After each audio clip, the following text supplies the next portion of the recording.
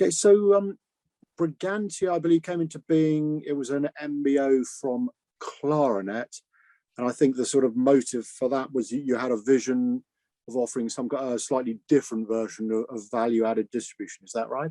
Yeah. So the company formally relaunched as such on the 1st of January 2016. The brand itself had been around actually over 20 years at the point that it happened. It was 1996, I believe it was originally founded. And the two principal shareholders in the business at the time, Martin and Ian, thought that and recognized the opportunity to be able to evolve and adapt what Brigantia was doing. There was a very substantial and loyal community of mainly MSPs and break-fix computer reseller shops, and they saw the opportunity to become this horrible term, VAD, but value-added distributor. Lots of acronyms around in the industry, and sit in the billing loop fundamentally. So came into being in January 2016 in the current format, Brigantia Partners Limited, and has really grown and gone from strength to strength in that period of time. So now got a board of 5 of us, and I day to day run the sales team fundamentally, which is now 32 people. And in terms of your sort of differentiated distribution model, I mean, what sorry, I'll put it 2 ways. What did you perhaps identify that wasn't working with a more traditional model, and sort of what have you done to address that? Yeah, so just a little bit more on the Brigantia side. So the original Brigantia was a buying group, it's probably the best way of putting it. So sort of clubbed together about 1,000 partners at peak to buy hardware from the big distributors or the big component makers, and sort of drive down cost. Brigantia at the time was innovative in the way that they negotiated free delivery with a number of the big distributors, which was sort of groundbreaking and served the business very well for a long time. But obviously, as the margins have come down on hardware, rightly, I think, what MSPs have become much more abundant than traditional resellers or computer shops as such. There's obviously still a place for those, but significantly more MSPs in operation. So we needed to adapt and evolve to further the Brigantia success. So I think the key differentiator for us really is told through a more of a little bit of a story. So in January 2016, I went out on the road to try and to see a number of those partners that had been part of the community for a long time, and really understand some of their business challenges, and I guess try and learn about where we could position Brigantia best moving forwards in the new model that we were going to follow. And I saw probably just somewhere between 20 and 25 partners over the course of a week. And there was one particular meeting in Nottingham that really stuck with me, and that there was a MSP there that was probably 4 or 5 staff, family run, 1 director, his wife was part of the business, and they had an opportunity with their largest client, which, long story short, they fundamentally lost due to the lack of care and difficulty in doing business with a very large distributor, who I'm obviously not going to name on this. It cost them about £18,000 on a deal that they would have won, but lost to a much bigger VAR in the market, simply because it took 5 days to receive a quote. It was then wrong. And then they got very little support in that process. And the client basically, despite understanding the circumstances that this partner was in, who'd supported them for a very long time, needed the job doing, and needed it doing pretty quickly. I think it was something to do with a server or a number of servers in the environment that needed replacing at speed, and they lost it. And so that's a lot of money. That's not even a nice holiday. That's a lot of money. For some small businesses, it's a life-changing amount of money. And I think what we've tried to do is, that really resonated with me. So what we've tried to do is be everything that that major player in the market wasn't at that time. So we've tried to be easy to do business with, and I guess be of our word, right? Speed is one thing, but doing things and efficiently but accurately, but also being prepared to hold your hands up. And I think that's something that we really recognized from that sort of scenario. So there's a few things we do, which, I'm happy to share. One of which is the phone. Someone stand up at events and say this, but if you call our office, it would be answered within a few rings. Absolutely, no doubt. We've managed to keep staffing levels as such that that's possible, and we continue to scale up in that way. We have a same-day guarantee on quotes and orders and other important information that might be needed by partners via our partner support email address. That has been really valuable. It means that work can be picked up when people are absent. It means that we are never getting in the way of a piece of business for either the partner, but also for our vendors, which we'll talk a bit more about later, I'm sure. And I think the biggest differentiator we have is our people, right? So we have a really high retention of staff, which I'm really proud of. And we have what I would describe a very highly skilled team who know the industry. They don't just, they haven't just been in the role for 6 months. They have learned what's going on and how to best support partners and learn from their mistakes and learn from that journey that we've been on to where we've got to in the last 6 years. And we talk a lot as a team. We had the sales meeting this morning, actually, start June off, and we talk a lot about ownership. That's a key word in the company is ownership, and that's like everything from responding to emails in a timely fashion through to, if you answer the phone and someone's got a query, you see that query through, whether that's through chasing someone in the team to make sure they've responded or getting the right person to talk to them or whatever it may be.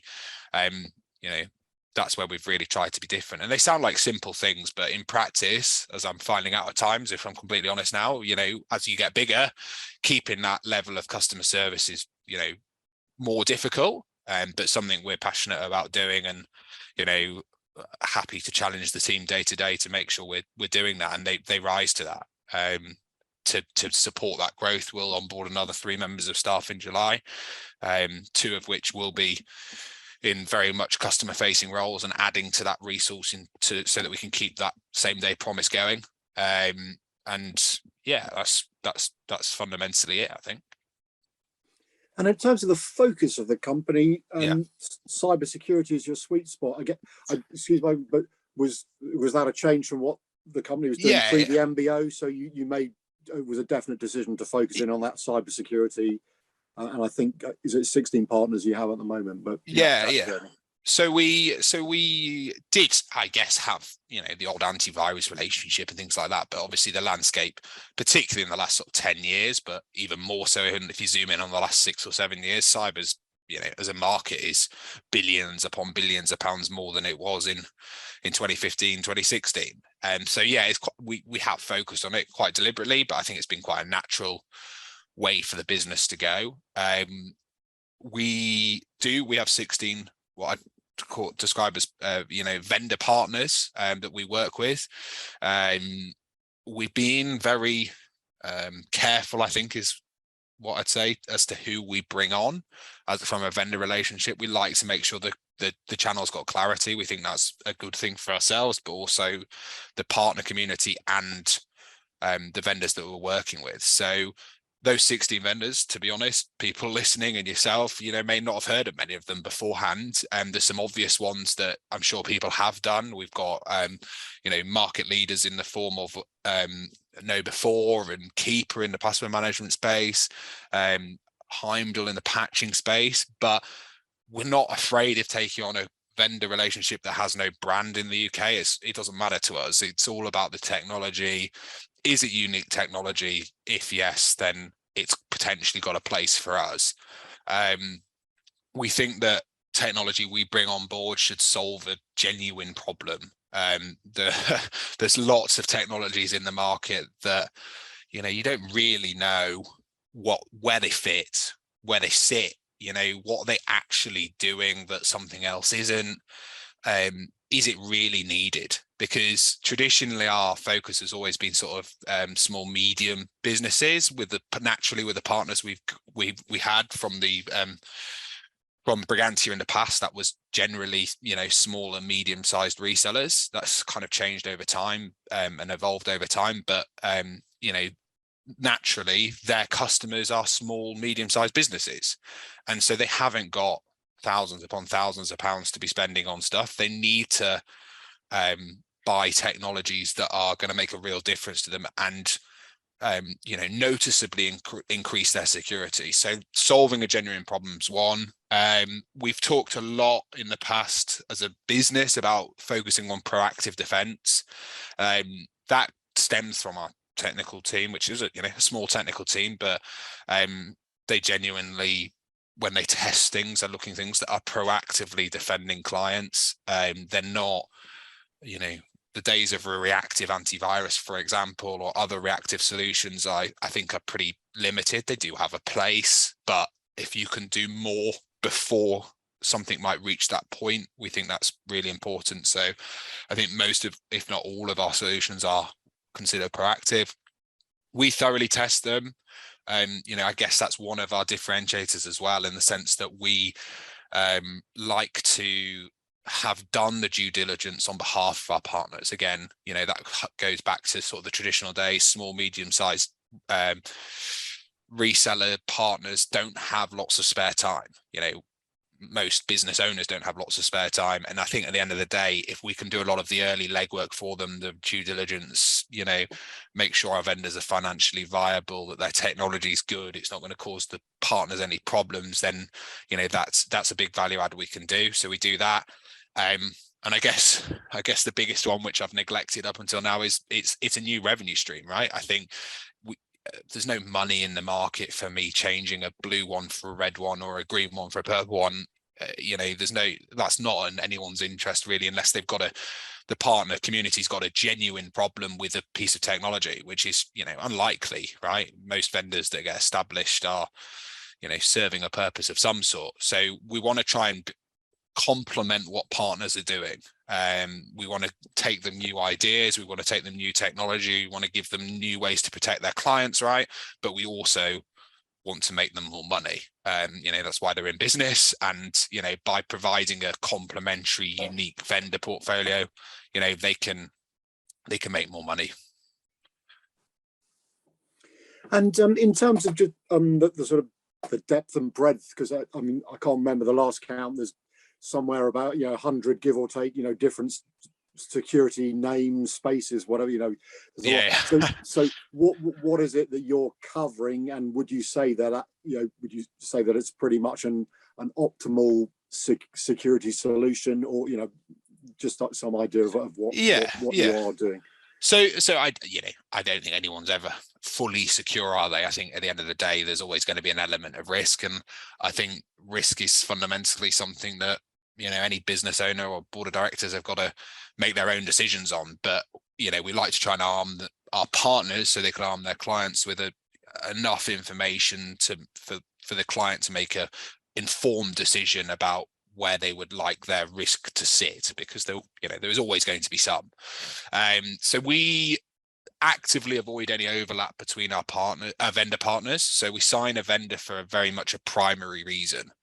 So whether that's DNS level filtering or patching or security awareness training, they may have other strings to their bow, but we sign them for a primary reason because we think they're the best in the market at doing that thing.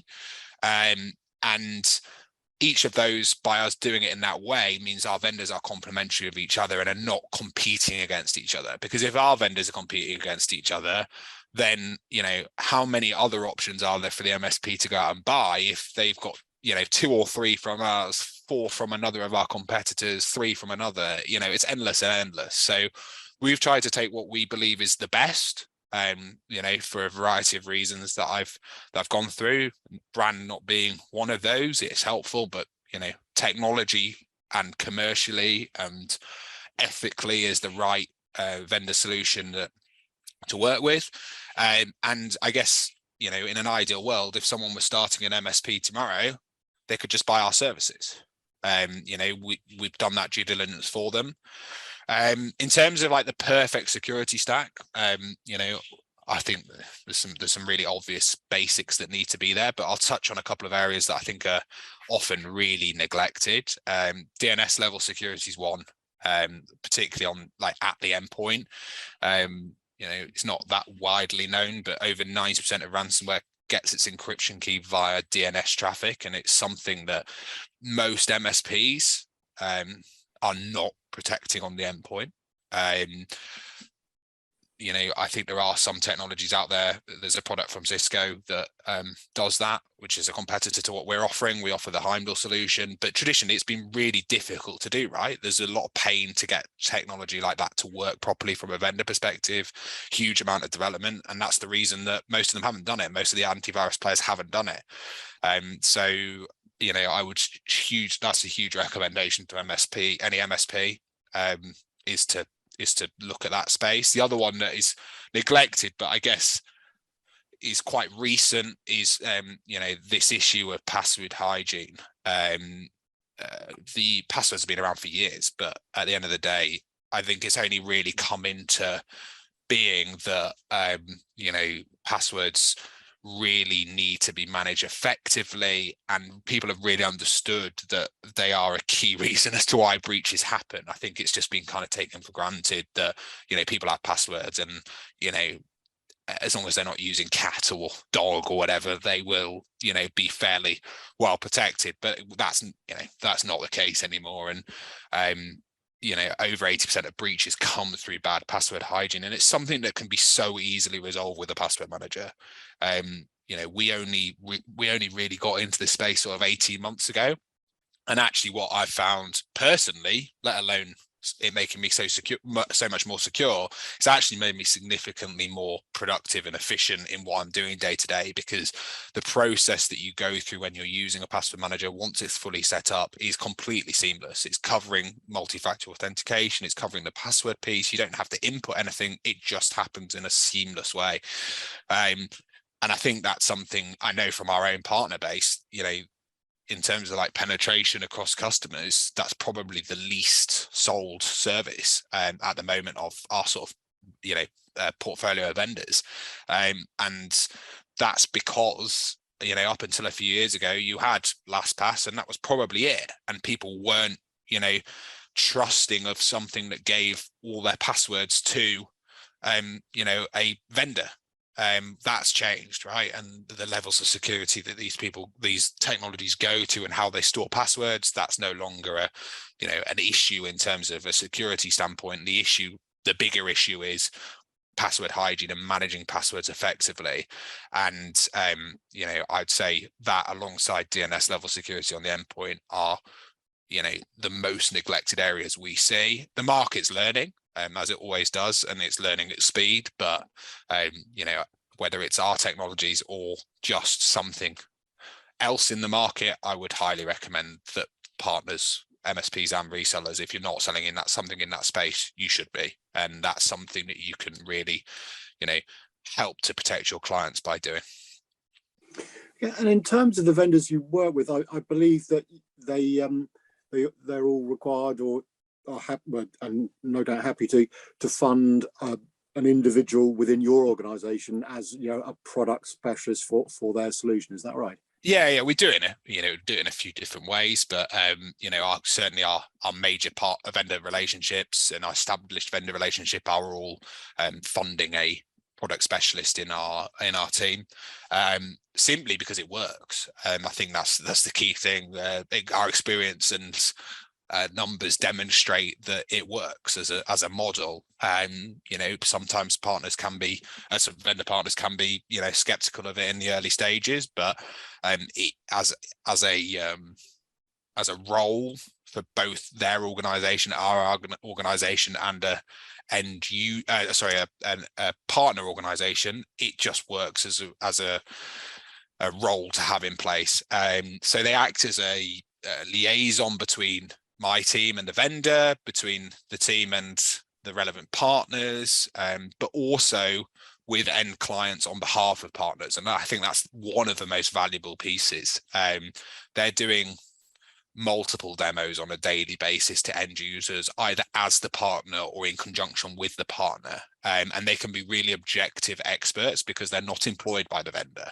They're employed by us. And so they have really good knowledge of the market, and are able to give, sort of very honest feedback to clients as to whether this vendor is a fit for them or not.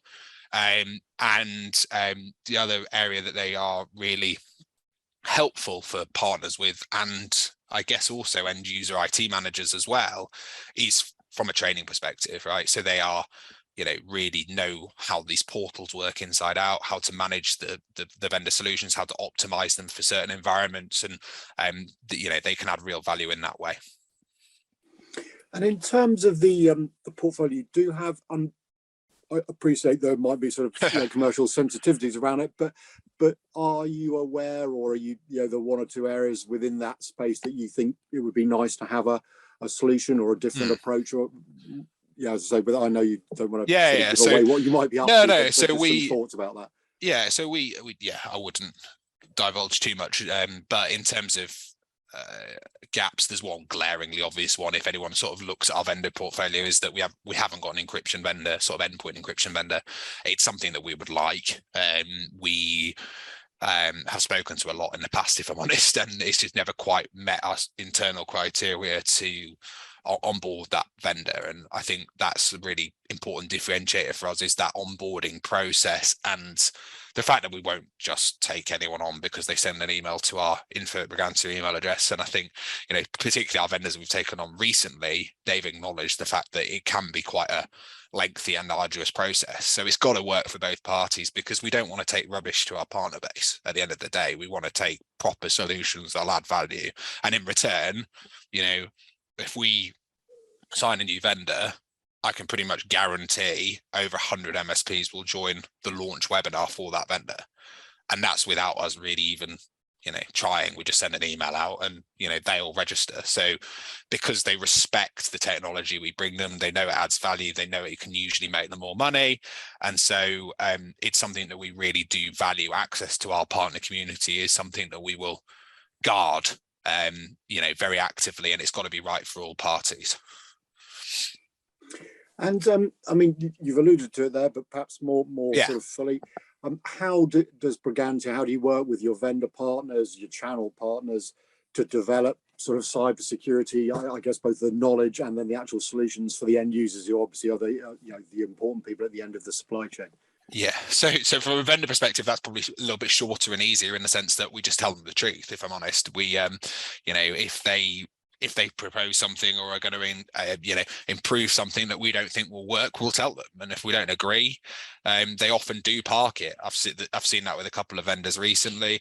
It's really important that we can have that very open relationship, and that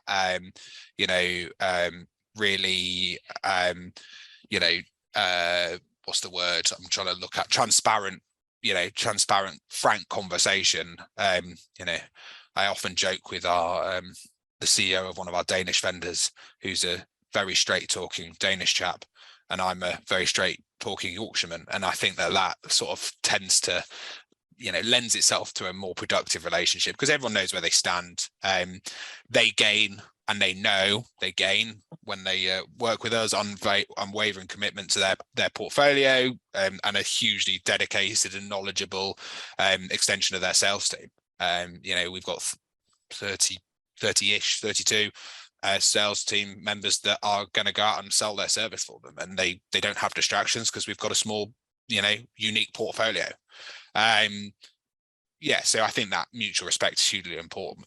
From a partner perspective, we do loads, but I think one of the really important ways that, particularly in a post-pandemic world, hopefully, as we're getting there, is in-person and online events. So Rob Hall, who runs our product specialist team, one of him or his team, and actually, some of the directors as well, are out talking at end user facing events with our partners almost on a daily basis at this time of year. So you'll have a scenario where, Lawrence, who's our Cyber Essentials expert, who's giving talks on the importance of cyber essentials, or Sean's out talking about password hygiene, or Rob himself is out there talking about the risk of spear phishing, and that is somewhere we can add real value to help educate end users, but work very closely hand in hand with our partners. And perhaps before we finish, just open the conversation out a little bit to sort of industry topics. I suspect most people are only too familiar with issues around ransomware. Zero trust is what everyone seems to be talking about a lot. We've had SASE and various other things. I mean, if there was one technology solution that you think is perhaps either neglected, or you think is you're going to see some big growth, what do you think that might be? It's quite a difficult one. I think there's a couple of areas that could really see unprecedented demand. So I'll talk a little bit about the one that we've got evidence for. So I touched on password management at the start, but it would definitely be that from my perspective. I can talk with some evidence to hand on that too. We've seen a growth of over 300% in sales on password management technology, on our password management technology Keeper, in the last 12 months. So 300%, and that wasn't starting at zero, just for the record. But in the last 12 months, and that's unprecedented, right? We'd had them a little while, and it was kind of steady growth, but it has gone absolutely mental, is the long and the short of it, for the demand for password management. That's been driven a little bit, I think, in the UK, certainly by Cyber Essentials. The new Cyber Essentials requirements, in my humble opinion, they account for much, that have made it impossible for you to be complying with Cyber Essentials without using a password manager. I just don't think, unless you've got a IQ more than Einstein, that you'll ever be able to honestly and truthfully comply with Cyber Essentials without using a password manager.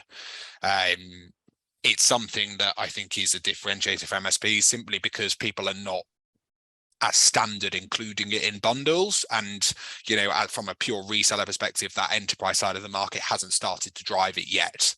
It will do. I've got absolutely no doubt in the next 6 to 12 months we will see even more growth in this space, and the market is relatively immature, as I say, in that space, so there's huge headroom for rapid growth for a technology like that. I think from an pure partner perspective, if you're not offering a password manager, I'd love it to be Keeper. Obviously, we've got a fantastic relationship with them, and it's a brilliant technology, but you should be offering something. Evaluate the market if you want to, but you should be offering something, because if you're not, someone else will be soon, because the demand will get there. As I say, it's not just a security tool, it's a productivity tool as well. Okay, and maybe finally, promise, in terms of folks that are maybe looking at their options, channel organizations, what would you sort of say when they're what for your channel program? I guess what I'm saying is, you summarize the USPs or the benefits. What do you think is particularly good about what you do that you think channel folks would do well to have a look at, and understand as they're evaluating their options? Well, I think proof's in the pudding in a lot of cases, but I think we do things differently. I think anyone that looks at our website and sees the vendor portfolio, we do things differently, because they won't be able to get most of those products anywhere else. We're often working in an exclusive way with a lot of those vendor partners that we're working with, and so they've clearly seen the value somewhere along the way. In some cases we're not, we're one of two, which is absolutely fine as well. We've done traditionally really well in the small medium-sized MSP market, but we're now working with some of the biggest resellers in the market, and that's due to the big growth and demand that our unique vendor partners is getting. I think the technology is a huge part of that, but I do not underestimate the value my team can bring to partner organizations, whatever size of organization you are running, whether it's a one-man band support company through to, you know, some of those biggest VARs, you will get a dedicated account manager from us. You will have a point of contact. You will be entitled to that speed of response on the partner support email address. And if you ring our office, you'll speak to a real human being in Yorkshire straight away. You won't have to wait around and, you know, jump through hoops, apply for this or do that. You will be able to speak to someone. Our you know, reputation, I guess, is building off the back of that. We've won multiple awards in the last 6 to 12 months, which are, you know, are voted for by members of the public and, you know, partners, as opposed to being judge awards, which I'm always a little bit skeptical of. That's been something that's, you know, a source of huge pride for us, to be recognized by the industry, you know, without putting ourselves out there. You know, we must be doing something right, because, you know, we've now got over 1,250 partners at the last count, approaching 1,300 at speed at the moment. You know, I'm hoping from today's session, for those people that do like to or do watch the interview that we've done, that I've given some useful insights and a flavour as to why you might want to work with us. But you know, I think one of the issues with the market, and has been for a long time, I know I'm guilty of it myself, is, you know, we can be quite closed-minded. We know what we like what we know as such. And, you know, I think have an open mind, give us a try, and, you know, I've got no doubt that the team with that chance will make sure you don't regret it, and you won't look back. Excellent. Well, Angus, I really appreciate the time you've given us today. Some great insights, and so thank you very much indeed. Thanks. No worries at all. Thanks for having me.